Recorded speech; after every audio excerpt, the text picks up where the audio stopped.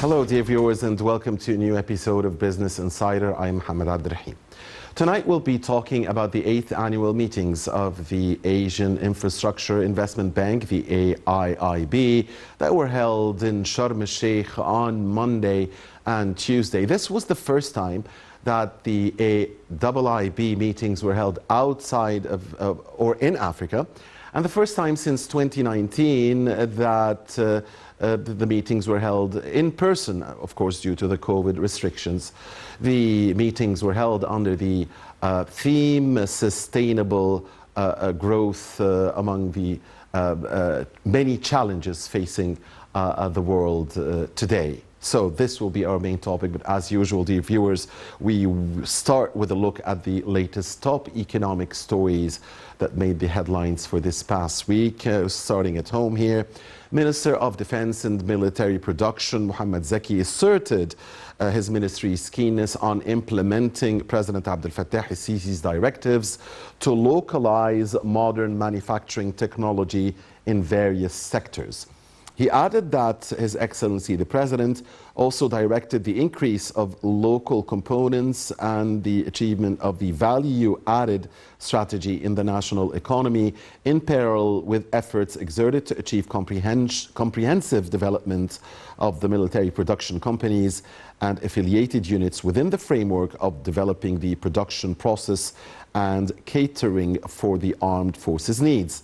This came during his surprise visit to Hilwan Company for Non-Ferrous Industries Military Factory 63.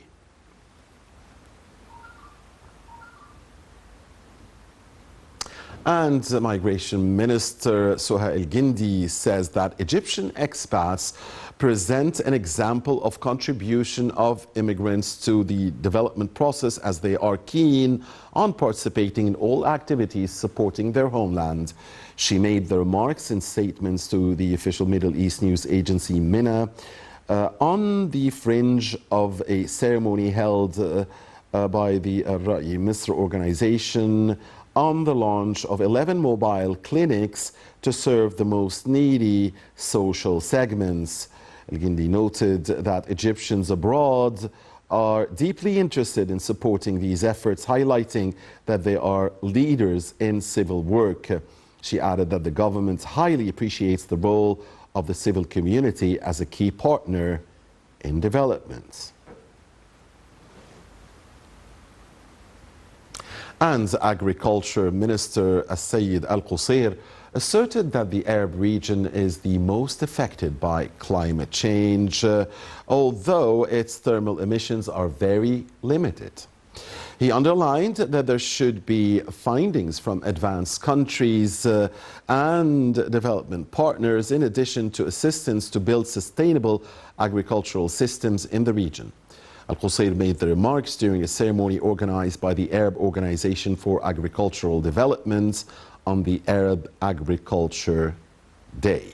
A number of Arab ministers attended the event alongside representatives of international and regional organizations concerned.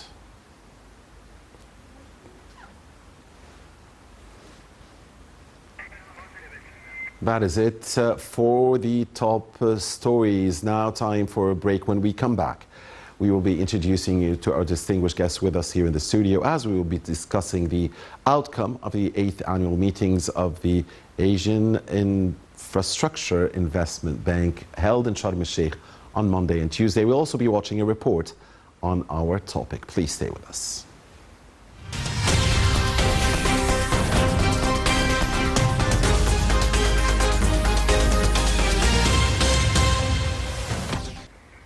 Welcome back, dear viewers. Thank you for staying with us. With us now here in the studio is Dr Amr Saleh, and he's a former World Bank counselor.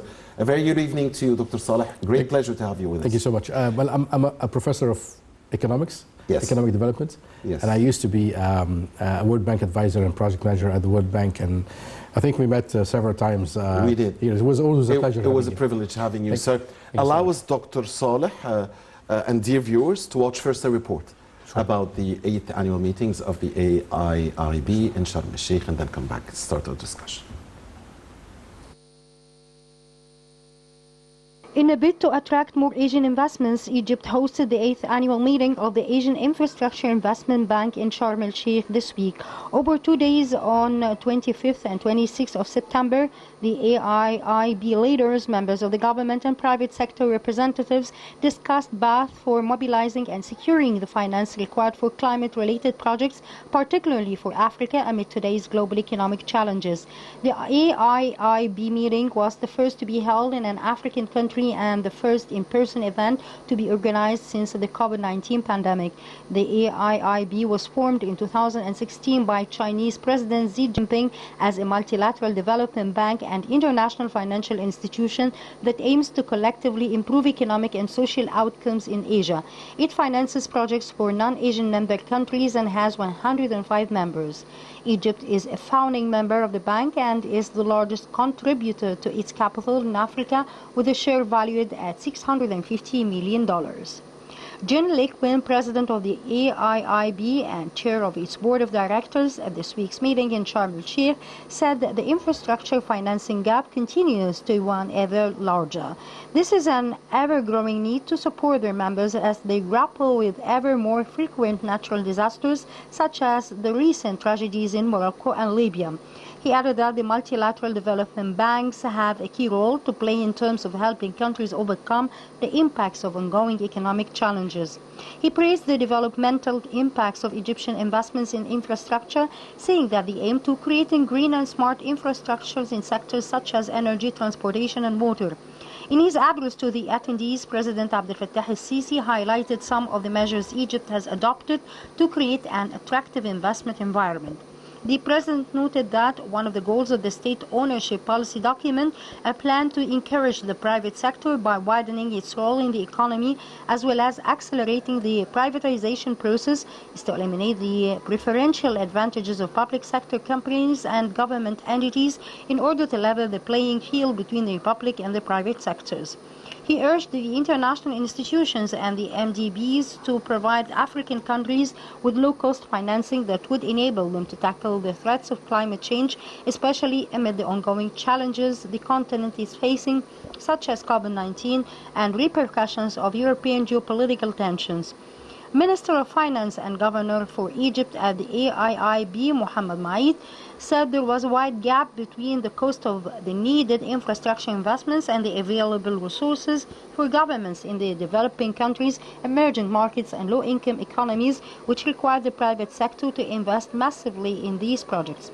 The minister said the MDBs and the international financial institutions have a role to play by providing the private sector with financing in order to encourage it to invest in green and climate-related projects, particularly those related to infrastructure.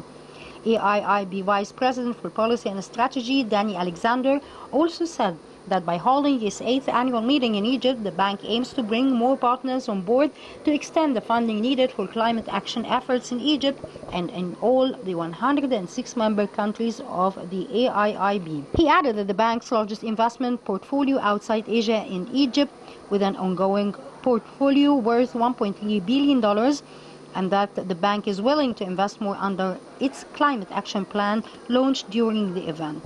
Since becoming a founding member of the AIIB in 2016, Egypt has benefited from significant financing from the bank for a number of projects in line with Egypt's strategic priorities in order to promote sustainable and comprehensive economic development. Rania al-Mashab, the Minister of International Cooperation, delivered a speech at the round table of the AIIB's Board of Governors. Minister al-Mashad said the bank has expanded its support for the green, flexible, and sustainable infrastructure sectors, and as a founding member from outside Asia, Egypt has launched comprehensive, strong, and unique partnerships with the AIIB over a period of 8 years.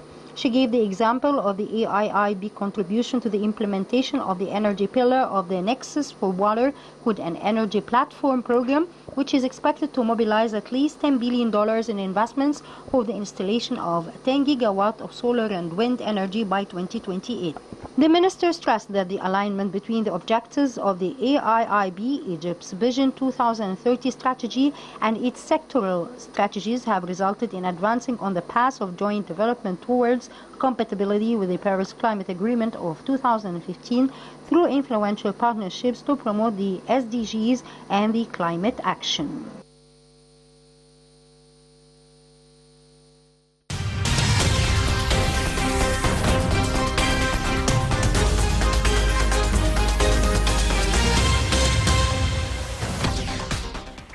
Thank you, dear viewers, for staying with us, and welcome back. And thank you, Abir Hussein and Rasha Abdul Hamid, for this report.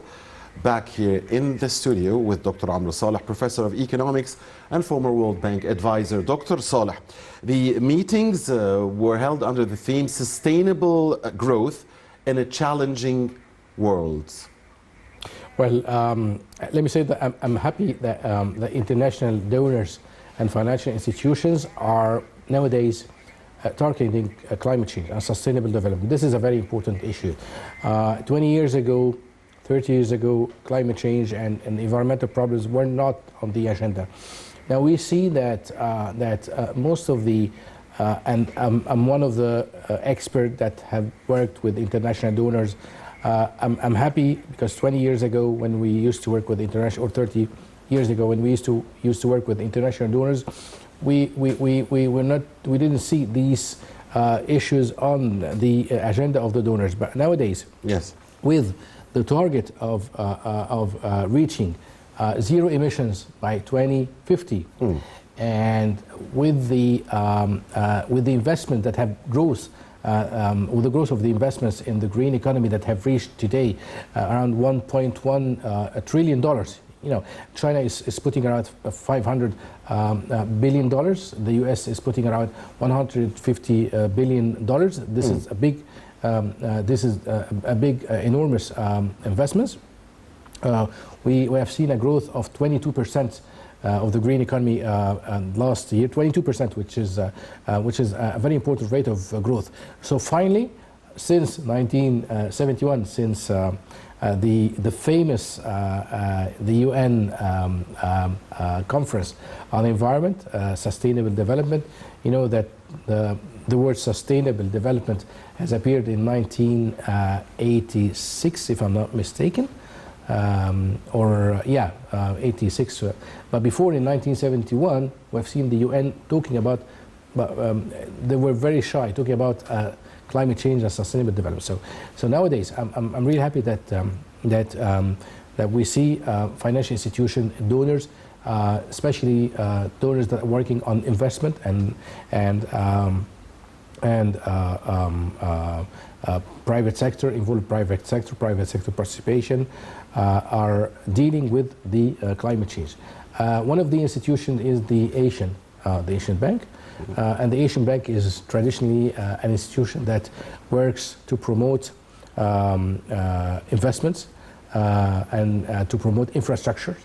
So I'm really happy that these institutions that are working to promote or investing on infrastructure, heavy infrastructure, are now talking about climate change and sustainable development. Indeed, we'll get to that point, Dr. Saleh. Of course, His Excellency, the President, was there at the inauguration of the meetings, and the head of the AIIB, Mr. Jean Lequins, had said that Egypt witnessed a big leap in the growth of infrastructure under President Assisi, and the President noted that Egypt has given a model for success in infrastructure development, that it's not only about planning, but it's about planning and implementation. It's not just planning, it's not just, implementation is a big part of it. You were mentioning the climate change topic, and indeed the Finance Minister, Dr. Mait, had stressed that the meetings aim to finance green initiatives and substantial projects in renewables, sustainable transportation, communication, internet infrastructure, water resources, and so on. So indeed, the climate element was very high on the agenda of the meetings, and Egypt pushed for that. Sure. Why do we need to invest in green economy? Why do we need to invest in climate change? Because simply there is something that is called the cost of environmental degradation. And the climate change and environmental problems are causing enormous problems, economic problems, social problems, and sometimes political problems. And this has a cost. We've seen the last event, very tragic events in Libya, in Marrakesh. Morocco, of course, Algeria, the wildfires. In Greece, Spain. So we've seen the wildfires, the earthquakes, Syria, the floods, Turkey. We've seen very tragic. We have seen, and we are seeing, and we're seeing, and it's continuing. Exactly. So, in economics, in environmental economics, these events, and even the pollution, by the way, even the pollution that we see in the streets, or we feel sometimes that there's some kind of pollution. These kind of pollutions are very harmful on human being and on health. On health. I'm very glad that you talked about health, because the health problems are causing or bringing a certain cost. So there's a cost of remediation, there's cost of health problem. So you need to invest. There is a cost of lives. There's a cost of life. You're losing people. So all these kinds of costs, if you calculate all these kinds of costs, so you have a cost coming from health problems, coming from land degradation, soil degradation, water pollution, air pollution. Which affects food. Which affects agriculture, which affects the growth of our children, and these children are as kind of investments. So if you calculate all these kinds of costs, you have a number that is called the total cost of environmental degradation. And we here in the region are paying, and developing countries in general are paying the price of what developed countries are doing. Let me give you a number. Some countries, some Arab countries and some less developing countries are losing 6%, 7% of its GDP. 7%, which means that if your income is $100, that you're losing $7, which is a big amount for less developing countries. African countries are losing 15% of their GDP because of climate change. The US is losing only 2%. The numbers are very important, by the way. The US is losing 2%. The EU is losing 1%. China, which is responsible with India of the gas emissions, is losing 3%. So we can say that climate change for many developing countries is actually an issue of national security. Exactly. It's a political issue. It's a social issue. It's much more like an economic issue. And this is very important and very critical, especially for the countries that needs money for economic development. We need money for economic development. We need money for infrastructure. We need money for education. We need money for health. We need money for construction. And at the time that you need money and you need investments, you're losing the investment, you're losing a financial investment, and you're losing people. And so you're losing your capabilities, you're losing the skills. So imagine these things are very crucial for less developing countries. As I was saying, Africa is losing 15% of GDP. That's why President Fattah al-Sisi have asked the international donors to increase their portfolio regarding the climate change. And I'm very happy because this is what happened in COP27. Exactly. It was something. It was a major step in Sharm el-Sheikh. Talking about COP27, you've seen that there was a fight between the country, the members regarding environmental degradation and regarding the financing environmental degradation. And reparations, the developing countries. The remediation cost. Who's going to pay the cost? And we've seen that Egypt has done lots of effort, undertaken lots of efforts in order to get a reasonable and acceptable final communique during the COP27 that is accepted by all the countries. During the last minute, even during the last minutes, the final communique was not yet prepared, and the countries didn't agree about the final communique. So the problem of the environment is a crucial environment. As I said, we are hoping to reach zero emission by 2050, and this is going to cost and needs lots of investments. As I've said, investment now have reached 1.1 billion. Trillion dollars. But this number today with an increase last year of 22%. It's not enough. It's not enough. So that's why President Fattah al-Sisi have asked for more portfolios, for more investments on climate change, especially by donors. And I think that President Fattah al-Sisi have requested, and this is very important by the way, have requested a new model for financing and a new flexible model to finance environmental problems in less developing countries. Right. Dr. Saleh, the significance of holding this Asian meeting in Egypt. I mean, Egypt is the heart of the world, really. Africa, Asia, the Mediterranean, Europe. The mother of the world. Yeah, and the center of the world. Yeah. So the significance and the timing and the fact that, you know, Egypt, by joining this group, could benefit from the soft loans or the easy loans from investments. Already, of course, there are a lot of Asian investments in Egypt. And Arab countries also. The Arab Asian we countries. need to talk about UAE also and the Gulf countries. Let me come back to your question. The significance, you know, Egypt have hosted, Sharm el-Sheikh have hosted the COP27, right? And the conference of the Asian Bank was done in Sharm el-Sheikh. And this is a message, by the way. This is a message that the bank would like to be invited or to come to the place where the last COP, one of the big conferences on environment, have been held. This is number one. So this is a continuation. This is a message from the bank that we're here in the same place where the COP27 was held. Beautiful. Months ago. And so since you mentioned the UAE, I mean, the UAE will host COP28. Exactly, next year. So this is number one, coming to your question. Number one, the second message is that a country like Egypt that have done a lot and that invested a lot. Egypt was one of the countries that had previously, and I have to put this between brackets, previously, a bad record in environment. Egypt now is a model. It's a success story. It's one of the countries that is investing a lot on a green environment. President Fattah al-Sisi have launched the Egypt strategy on green environment. And what's really nice, you're talking about the COP28, we've seen the joint cooperation between This is His Excellency in the UAE. Yes. Yeah. We've seen the investments and the cooperation between the UAE, President His Highness Sheikh Mohammed bin Zayed, that was present in the COP27. Yes. And at that time, the UAE have decided to put and to invest $10 billion with Egypt in green environment and green hydrogen. And this is number one. The UAE is one of the models, we have to say about that. Yes. Dubai is one of the models. By the way, Dubai is going to hold an environmental green energy conference before the COP28. And I think Dubai now is one of the biggest areas, I'm not going to say country, but Dubai is part of the UAE.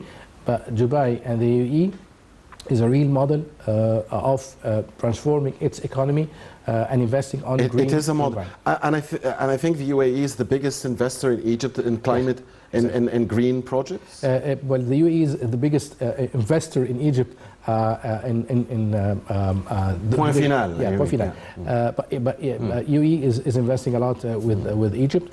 The UAE is a model. I'm not going to talk about Masdar. I'm not going to talk about Dubai Gas and Electricity, which is DEWA. DEWA is a big institution in terms of transformation in energy.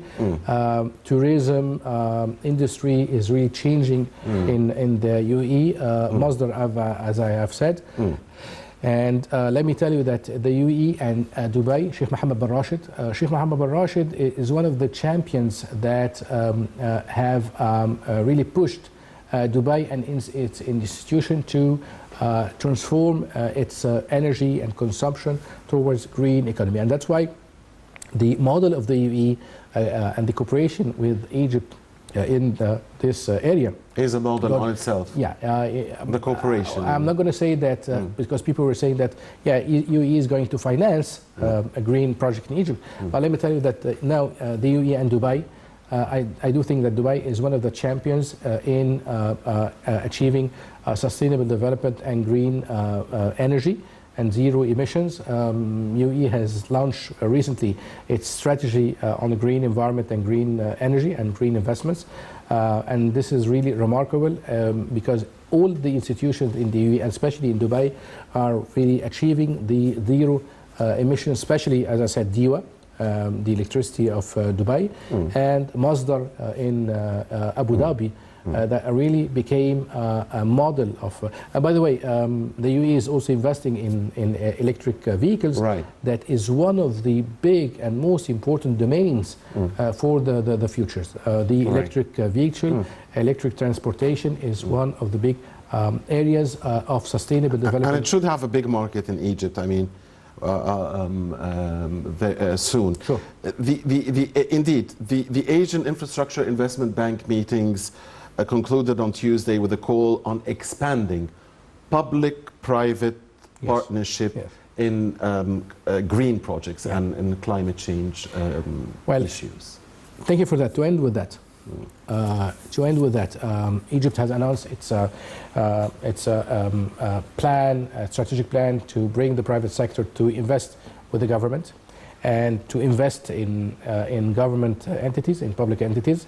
Now it's opening its market and its entities to the private sector, and I think this is one of the areas where the private sector have got a very important chance and a big chance to invest in the Egyptian economy, especially in green environment. They're investing in tourism, in heavy industry. But I think this is one of the important areas where the private sector could be a part of the sustainable development process in Egypt. Indeed, Dr. Saleh, I'm just ending by this note that at the conclusion of the 8th annual meetings of the AIIB here in Egypt, there was a ceremony where Egypt handed over to Uzbekistan the host of the next, the 9th annual meetings of the AIIB in Samarkand in 2024. Sure. Dear viewers, that's all for this edition. We hope you've enjoyed it. It's been informative. Thank you very much, Dr. Amr Saleh, a professor of economics and former World Bank advisor. Thank you, sir. Thank you for watching us, dear viewers. Next week, same time, inshallah, a new episode. Until then, have all the best and goodbye.